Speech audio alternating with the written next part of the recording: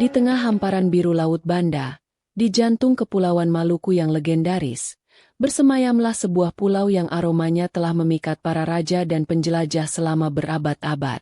Pulau ini dikenal dengan sebutan Ambon, sebuah nama yang manis semanis julukannya, Manise. Di pesisir teluknya yang terlindung, kini berdiri sebuah kota yang ramai dan dinamis. Namun, asal-usul kota ini bukanlah cerita biasa. Ia terukir dari aroma cengkih yang memabukkan, dibangun di atas fondasi benteng batu yang menjadi saksi perebutan kuasa, dan disirami oleh darah para pahlawan yang berjuang demi martabat. Inilah hikayat lahirnya kota Ambon, sebuah legenda dari negeri rempah-rempah. Jauh sebelum layar kapal-kapal dari barat membelah ombak Laut Banda, Pulau Ambon adalah sebuah surga tersembunyi yang damai. Pulau ini diselimuti oleh hutan-hutan tropis yang lebat, dan di antara rimbunnya dedaunan, tumbuhlah sebuah anugerah dari Sang Pencipta. Anugerah itu adalah pohon-pohon cengkih yang menjulang tinggi, menghasilkan kuncup bunga kering berwarna coklat kehitaman yang kelak akan disebut sebagai emas coklat, lebih berharga daripada emas di pasar-pasar Eropa. Pulau ini didiami oleh suku-suku asli Alifuru, nenek moyang orang Ambon saat ini. Mereka hidup dalam kelompok-kelompok kecil yang tersebar di perbukitan dan lembah-lembah. Kehidupan mereka sangat menyatu dengan alam. Hutan adalah ibu mereka, menyediakan makanan, obat-obatan, dan tempat bernaung. Mereka adalah para pemburu yang ulung, dan juga para peramu cengkih yang handal. Cengkih pada masa itu belum ditanam secara sistematis, melainkan tumbuh liar, dan menjadi bagian dari kehidupan mereka. Nama Ambon sendiri diselimuti oleh beberapa legenda. Ada yang mengatakan bahwa nama itu berasal dari kata embun dalam bahasa setempat, karena udara di pegunungan Ambon pada pagi hari selalu sejuk dan penuh embun. Ada pula yang meyakini bahwa nama itu berasal dari kata amon atau pong, yang berarti tempat berkumpul atau keramaian. Hal ini merujuk pada kebiasaan masyarakat yang sering berkumpul di satu titik untuk melakukan ritual adat atau kegiatan sosial lainnya. Kehidupan di negeri para pemburu cengkih ini berjalan tenang selama berabad-abad. Mereka tidak menyadari bahwa aroma harum dari rempah yang mereka anggap biasa saja telah tercium hingga ke benua yang sangat jauh. Angin laut seakan membisikkan kabar tentang surga rempah-rempah ini ke telinga para pelaut di negeri-negeri barat. Dan tak lama kemudian, keheningan di perairan Ambon akan pecah oleh kedatangan tamu-tamu tak diundang yang akan mengubah takdir pulau ini untuk selamanya. Dalam kesederhanaan mereka, masyarakat Ambon kuno telah membangun sebuah peradaban yang kaya akan kearifan lokal. Mereka memiliki sistem kepercayaan, hukum adat, dan cara hidup yang selaras dengan lingkungan. Namun, semua itu akan segera diuji ketika dunia luar datang mengetuk pintu mereka dengan kekuatan kapal dan meriam, didorong oleh satu hasrat yang membara, menguasai sumber dari aroma cengkih yang begitu menggoda. Memasuki fajar abad ke-16 Masehi, dunia sedang diguncang oleh demam penjelajahan samudra. Bangsa-bangsa di Eropa, terutama Portugis dan Spanyol, berlomba-lomba mengirimkan armada kapal mereka untuk menemukan jalur baru ke sumber rempah-rempah di timur jauh. Rempah-rempah, terutama cengkih dan pala dari Maluku, saat itu nilainya setara dengan emas. Siapa yang menguasai perdagangannya akan menjadi bangsa yang paling kaya dan berkuasa di Eropa.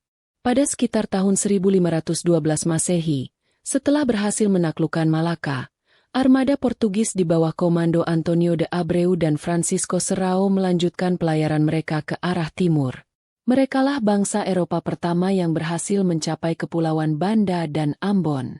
Ketika kapal-kapal mereka memasuki Teluk Ambon, mereka terkesima oleh keindahan alamnya dan, yang lebih penting, oleh aroma cengkih yang terbawa angin dari daratan. Mereka tahu, mereka telah tiba di surga yang mereka cari. Awalnya, kedatangan bangsa Portugis disambut dengan cukup baik oleh penduduk setempat. Mereka datang sebagai pedagang, menukarkan kain-kain dari India, manik-manik, dan barang-barang logam dengan cengkih yang melimpah. Hubungan dagang pun terjalin. Portugis mendirikan sebuah loji atau pos dagang di pesisir utara Pulau Ambon, di wilayah yang dikuasai oleh kerajaan Hitu. Mereka belajar banyak tentang seluk-beluk perdagangan rempah-rempah dari para pedagang lokal dan Arab yang telah lebih dulu berada di sana. Namun, niat asli Portugis bukanlah sekadar berdagang secara adil. Di balik senyum persahabatan, tersembunyi sebuah ambisi besar untuk memonopoli seluruh perdagangan cengkih. Mereka ingin mengusir semua pedagang lain dan memaksa penduduk lokal untuk hanya menjual cengkih kepada mereka dengan harga yang mereka tentukan. Hasrat untuk menguasai inilah yang secara perlahan mengubah hubungan baik menjadi permusuhan. Portugis mulai mencampuri urusan politik di antara kerajaan-kerajaan kecil yang ada di Ambon, seperti Hitu dan Ternate. Mereka menggunakan taktik adu domba untuk melemahkan kekuatan lokal. Selain berdagang, mereka juga membawa para misionaris untuk menyebarkan ajaran agama Katolik. Kedatangan layar-layar dari barat ini menjadi awal dari babak baru yang penuh gejolak dalam sejarah Pulau Ambon, sebuah era di mana aroma cengkih akan bercampur dengan bau mesiu. Menyadari bahwa posisi mereka tidak sepenuhnya aman dan terus-menerus mendapat perlawanan dari penduduk kerajaan Hitu, Portugis mencari lokasi baru yang lebih strategis dan dapat dipertahankan. Pilihan mereka jatuh pada sebuah tanjung di sisi lain teluk yang lebih terlindung, sebuah daerah yang saat itu dihuni oleh kelompok-kelompok masyarakat yang lebih bersahabat dengan mereka. Disinilah mereka memutuskan untuk membangun sebuah benteng pertahanan yang permanen. Pada tanggal 7 September tahun 1575 Masehi, sebuah upacara peletakan batu pertama dilangsungkan. Dipimpin oleh gubernur Portugis untuk Maluku saat itu, Sancho de Vasconcelos, pembangunan benteng pun dimulai. Benteng ini pada awalnya dibangun menggunakan material kayu dan gaba-gaba atau pelepah pohon sagu. Mereka menamainya dengan nama yang indah, Benteng Nossa Senhora da Anunciada, yang berarti Bunda Maria diangkat ke surga. Pembangunan benteng ini adalah sebuah pernyataan tegas dari Portugis. Ini bukan lagi sekadar pos dagang sementara, melainkan sebuah pangkalan militer dan pusat pemerintahan yang permanen. Dari balik benteng inilah mereka akan mengendalikan seluruh aktivitas perdagangan dan politik di Pulau Ambon. Benteng ini menjadi simbol kehadiran dan kekuasaan Portugis di jantung kepulauan rempah-rempah. Di sekitar benteng, sebuah pemukiman baru mulai terbentuk. Para serdadu Portugis, pedagang, misionaris, serta penduduk lokal yang bersekutu dengan mereka mulai membangun rumah-rumah. Kelompok-kelompok masyarakat dari berbagai desa di sekitar teluk, seperti Soa, Ema, dan Soya, diajak untuk menetap di sekitar benteng demi keamanan. Inilah cikal bakal dari sebuah kota yang teratur, yang lahir dan tumbuh di bawah bayang-bayang dinding benteng. Momen pendirian benteng Nossa Senhora da Anunciada pada 7 September 1575 inilah yang kelak dianggap sebagai titik kelahiran kota Ambon. Meskipun pada saat itu belum bernama Ambon, inilah pertama kalinya sebuah komunitas masyarakat yang terorganisir didirikan secara permanen di lokasi yang kini menjadi pusat kota. Benteng ini menjadi nadi pertama yang memompa kehidupan ke dalam embrio kota yang akan terus berkembang selama berabad-abad kemudian. Kekuasaan Portugis di Ambon, yang dibangun dengan susah payah dan dipertahankan dengan benteng, ternyata tidak bertahan selamanya. Di awal abad ke-17, sebuah kekuatan baru yang lebih besar, lebih kaya, dan lebih terorganisir muncul di cakrawala Eropa. Kekuatan itu adalah Verenigde Oostische Compagnie atau VOC, Serikat Dagang Hindia Timur milik Belanda. Dengan armada kapal yang lebih banyak dan persenjataan yang lebih modern, VOC berlayar ke timur dengan satu tujuan, merebut monopoli rempah-rempah dari tangan Portugis. Ambon menjadi salah satu target utama VOC. Pada bulan Februari tahun 1605 Masehi, armada kapal VOC yang megah di bawah pimpinan Admiral Stephen van der Hagen tiba di Teluk Ambon. Kapal-kapal perang Belanda mengepung benteng Nossa Senhora da Anunciada, mengarahkan moncong-moncong meriam mereka ke arah dinding benteng yang dijaga oleh pasukan Portugis. Melihat kekuatan lawan yang jauh lebih superior, garnisun Portugis di dalam benteng menjadi gentar. Komandan Portugis, Gaspar de Melo, menyadari bahwa perlawanan akan sia-sia dan hanya akan menimbulkan pertumpahan darah yang tidak perlu. Setelah melalui perundingan singkat, pihak Portugis memutuskan untuk menyerah tanpa perlawanan. Mereka menyerahkan benteng dan seluruh isinya kepada VOC, dengan syarat mereka diizinkan untuk meninggalkan Ambon dengan damai. Peristiwa ini menjadi titik balik yang sangat menentukan dalam sejarah Ambon. Kekuasaan Portugis yang telah berlangsung selama hampir 1 abad akhirnya runtuh.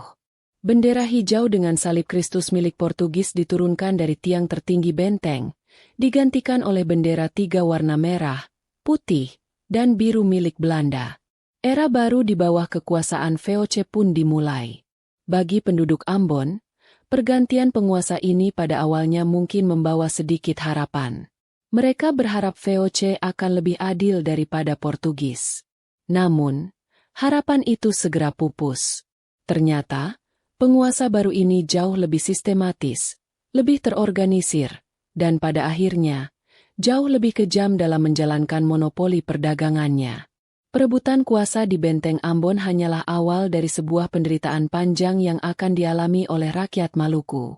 Setelah berhasil merebut benteng dari tangan Portugis, VOC tidak membuang waktu. Mereka segera memperkuat dan memodernisasi benteng tersebut. Dinding-dinding kayu dan gaba-gaba diganti dengan konstruksi batu karang dan bata yang jauh lebih kokoh dan tebal. Bastion-bastion atau menara penjuru dibangun di setiap sudutnya, dilengkapi dengan puluhan meriam yang siap memuntahkan bola-bola besi kapan saja. Untuk menandai kemenangan mereka atas Portugis, VOC mengganti nama benteng tersebut. Nama Nossa Senhora da Anunciada yang berbau Katolik dihapus, diganti dengan nama baru yang lebih gagah dan sekuler, Benteng Victoria.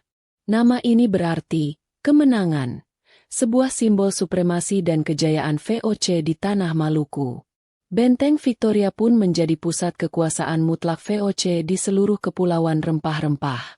Di sekitar Benteng Victoria inilah sebuah kota yang sesungguhnya mulai tumbuh dan berkembang pesat. VOC membangun sebuah pemukiman yang teratur di luar dinding benteng. Jalan-jalan dibuat lurus dan saling berpotongan, membentuk blok-blok pemukiman yang rapi. Di dalamnya dibangun kantor-kantor administrasi, gudang-gudang besar untuk menyimpan cengkih, barak-barak untuk tentara, serta rumah-rumah megah untuk para pejabat tinggi VOC. Kota yang tumbuh di sekitar Benteng Victoria ini adalah sebuah kota benteng atau Kastelstad. Seluruh kehidupannya berpusat dan bergantung pada benteng. Benteng adalah pusat pemerintahan, pusat militer, sekaligus pusat ekonomi. Siapapun yang menguasai benteng, dialah yang menguasai kota dan seluruh perdagangan rempah-rempah. Inilah model kota kolonial yang khas, di mana benteng menjadi jantung dan denyut nadinya. Penduduk kota ini pun semakin beragam. Selain para pejabat dan serdadu Belanda, ada pula para pedagang dari Tiongkok dan Arab, serta para budak dan pekerja yang didatangkan dari berbagai pulau. Tentu saja, orang-orang Ambon asli juga tinggal di sana, meskipun seringkali diposisikan sebagai warga kelas 2 di tanah mereka sendiri. Dari sinilah wajah multikultural kota Ambon mulai terbentuk, sebuah perpaduan yang lahir dari kepentingan kolonial di bawah bayang-bayang Benteng Victoria yang perkasa. Dengan berdirinya Benteng Victoria yang kokoh dan kota yang teratur di sekelilingnya, Ambon secara de facto menjadi ibu kota dari pemerintahan VOC di seluruh Maluku. Dari sinilah gubernur VOC untuk Maluku memerintah dengan tangan besi. Semua kebijakan yang menyangkut perdagangan rempah-rempah, urusan militer, dan hubungan dengan kerajaan-kerajaan lokal diputuskan dari dalam benteng ini. Ambon menjadi pusat saraf dari jaringan kolonialisme Belanda di Indonesia bagian timur. Salah satu kebijakan paling kejam yang dijalankan dari Ambon adalah sistem monopoli cengkih. Untuk menjaga agar harga cengkih di pasar Eropa tetap tinggi, VOC melarang penanaman cengkih di pulau-pulau lain selain Ambon dan beberapa pulau di sekitarnya. Untuk menegakkan aturan ini, VOC secara rutin melakukan patroli militer yang dikenal dengan sebutan Hongi Tokten atau pelayaran Hongi. Armada kapal perang yang disebut Kora-Kora, yang diawaki oleh tentara VOC dan dipaksa dibantu oleh penduduk lokal, akan berlayar ke seluruh penjuru Maluku. Tugas mereka adalah mencari dan memusnahkan setiap pohon cengkih yang mereka temukan di luar wilayah yang diizinkan. Perlawanan sekecil apapun akan ditumpas dengan brutal. Ribuan pohon cengkih ditebang dan dibakar. Ribuan nyawa melayang demi kerakusan VOC. Kebijakan ini membuat rakyat Maluku di pulau-pulau lain menderita kemiskinan yang luar biasa. Sumber penghidupan utama mereka dihancurkan begitu saja. Sementara itu, Ambon sebagai pusat monopoli terus berkembang. Pundi-pundi VOC terisi penuh oleh keuntungan dari perdagangan cengkih. Namun, kekayaan ini dibangun di atas air mata dan darah saudara-saudara mereka di pulau lain. Benteng Victoria berdiri sebagai saksi bisu dari era kelam ini. Dinding-dinding batunya yang dingin seakan menyimpan jeritan dan rintihan rakyat Maluku yang tertindas. Ambon menjadi kota yang makmur bagi kaum penjajah, tetapi menjadi simbol penindasan bagi sebagian besar rakyat di sekitarnya. Benih-benih kebencian dan perlawanan pun diam-diam mulai disemai, menunggu saat yang tepat untuk tumbuh dan berkobar menjadi api yang besar. Penindasan yang berlangsung selama hampir 2 abad akhirnya mencapai puncaknya. Kesabaran rakyat Maluku telah habis. Pada awal abad ke-19, setelah VOC bangkrut dan kekuasaan diambil alih langsung oleh pemerintah Hindia Belanda, kebijakan yang menindas tidak juga berakhir. Rakyat masih dipaksa kerja rodi, menyerahkan hasil bumi dengan harga murah, dan menanggung berbagai pajak yang berat. Bara perlawanan yang selama ini terpendam akhirnya meledak menjadi api perjuangan. Pada tahun 1817 Masehi, muncullah seorang sosok pahlawan yang gagah berani dari Pulau Saparua. Namanya adalah Thomas Matulesi, namun sejarah akan mengenangnya dengan nama yang lebih agung, Kapitan Patimura. Ia adalah seorang mantan sersan mayor di dinas militer Inggris, yang memiliki kecakapan militer dan jiwa kepemimpinan yang luar biasa. Dengan harismanya, ia berhasil menyatukan rakyat Maluku untuk mengangkat senjata melawan penjajah Belanda. Di bawah komando Patimura, para pejuang Maluku berhasil merebut benteng Durstede di Saparua dalam sebuah serangan kilat yang heroik. Kemenangan ini menggemparkan seluruh Maluku dan menebar kepanikan di kalangan petinggi Belanda di Ambon. Perang Patimura pun berkobar di seluruh kepulauan. Semangat, Parang Salawaku, atau perang dengan perisai dan pedang, bergelora di dada setiap pejuang. Perlawanan Patimura sempat mengancam kedudukan Belanda di pusat kekuasaan mereka, Benteng Victoria di Ambon. Meskipun para pejuang tidak sampai menyerbu Ambon, perang ini telah menggoyahkan sendi-sendi kekuasaan kolonial. Belanda harus mendatangkan pasukan tambahan dalam jumlah besar dari Jawa untuk bisa memadamkan perlawanan ini. Pada akhirnya, melalui taktik adu domba dan pengkhianatan, Kapitan Patimura berhasil ditangkap. Ia dibawa ke Ambon dan diadili di dalam Benteng Victoria. Dengan kepala tegak, ia menolak untuk bekerja sama dengan penjajah. Pada tanggal 16 Desember 1817, Kapitan Patimura bersama 3 orang rekannya dihukum gantung di depan Benteng Victoria. Namun, semangatnya tidak pernah mati. Pengorbanannya menjadi api abadi yang terus menyala dalam sanubari bangsa. Sebuah bukti bahwa dari tanah Ambon Manise, lahir para pahlawan sejati. Setelah melewati berbagai zaman, dari era Portugis, VOC, pemerintah Hindia Belanda, hingga masa kemerdekaan Indonesia, kota Ambon terus tumbuh menjadi kota yang modern dan dinamis. Sebagai sebuah kota yang memiliki sejarah panjang dan penuh makna, muncul kebutuhan untuk menetapkan sebuah tanggal resmi sebagai hari jadinya, sebuah hari untuk merayakan identitas dan perjalanan sejarahnya. Para sejarawan dan pemangku kepentingan melakukan kajian yang mendalam untuk mencari momen paling tepat yang bisa dianggap sebagai titik awal lahirnya kota. Beberapa peristiwa penting dipertimbangkan, seperti kedatangan Portugis atau pengambil alihan oleh VOC. Namun, pilihan akhirnya jatuh pada sebuah momen yang lebih fundamental, yaitu saat pertama kali sebuah komunitas masyarakat yang teratur didirikan secara permanen. Momen tersebut adalah pembangunan benteng Nossa Senhora da Anunciada oleh Portugis. Diputuskan bahwa tanggal peletakan batu pertama benteng tersebut, yaitu 7 September 1575, adalah saat yang paling tepat untuk dijadikan hari lahir kota Ambon. Pada tanggal inilah sekelompok masyarakat dari berbagai desa untuk pertama kalinya dikumpulkan dan dimukimkan secara teratur di sekitar benteng, membentuk embrio dari sebuah kota. Meskipun benteng itu dibangun oleh penjajah, penetapan tanggal ini bukanlah untuk merayakan kolonialisme. Sebaliknya, ia adalah untuk menghormati fakta sejarah tentang berdirinya sebuah pemukiman terorganisir yang menjadi cikal bakal kota. Ini adalah pengakuan atas titik awal di mana denyut kehidupan sebuah kota mulai berdetak di lokasi yang kini kita kenal sebagai pusat kota Ambon. Sejak saat itu, setiap tanggal 7 September, seluruh masyarakat Ambon merayakan hari jadi kota mereka dengan penuh sukacita dan kebanggaan. Demikianlah kisah ini diceritakan. Segala kebenaran detailnya kita kembalikan kepada Allah, Tuhan pemilik kisah kehidupan.